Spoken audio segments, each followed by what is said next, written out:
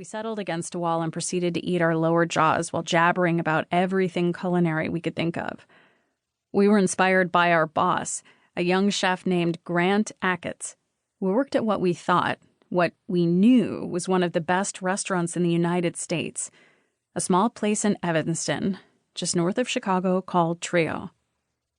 2 nights before, I had been on the phone with Elizabeth. I sat on the kitchen floor with my back against the wall. I had just left work.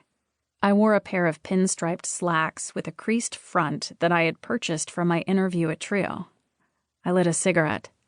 I told her about one of the dishes, a Bloody Mary on a plate. She couldn't believe it. Yeah, so it's this tomato that they confit. What's confit? Well, typically that's something cooked in its own fat until it's tender and falls from the bone. I took a drag from my cigarette, feeling smart. In this case, they cook the tomato in olive oil very gently until it's very soft, but still intact. Uh-huh, she said, listening with intent. Then there's a celery granita, which is like a shaved ice.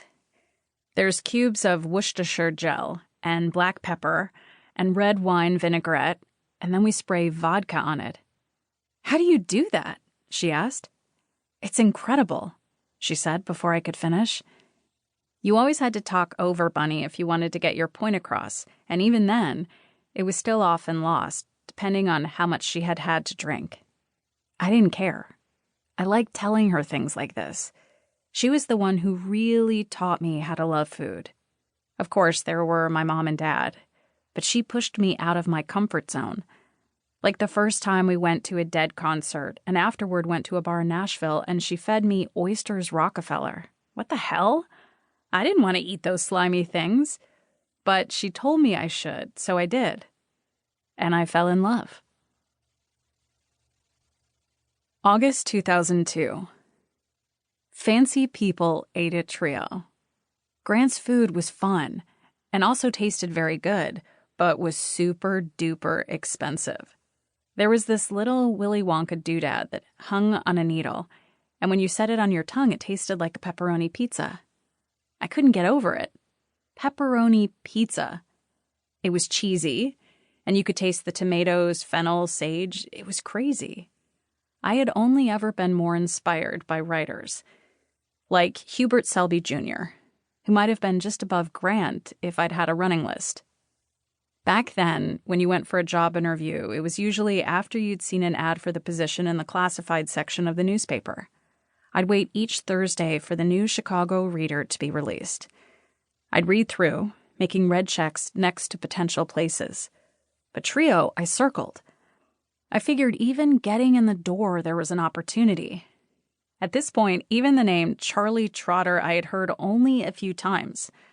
I didn't know a lot about Trio either, but I knew those kinds of places were way out of my reach, both eating and working there. For me, my courage is sort of equal to my fear. There's really no middle, with anything. Rejection only taught me how to do it differently the next time. And there was that thing I learned from Tammy, who learned it from Alyssa. What are you waiting for? Permission? I think there was even a magnet on Tammy's fridge that said that. I called Trio, and after a few short questions about my experience, they told me to come in that following Wednesday. I put on the pinstriped suit I had bought on credit at Club Monaco. My hair had grown out about 2 inches since the last time I'd had it shaved. I had a couple of little tattoos that were easy to hide. At that time, hiding them was still necessary in order to look professional, even in the restaurant business. Trio was in an old colonial-style building that doubled as a boutique hotel. As I stood outside, I was even more intimidated. I walked in, pulling my shoulders up to my ears, which was something I eventually learned I did without realizing it when I was a bit afraid. I asked the girl at the hotel's front desk where to go, and she pointed to a tiny corridor lined with chairs. I sat down, feeling a little claustrophobic. The walls and ceiling seemed to close in on me. A young guy in a chef's coat, black pants, and blue apron came out and sat next to me. I reminded myself to sit up straight. I looked at my chewed nails and immediately felt discomfort. I put my hands under my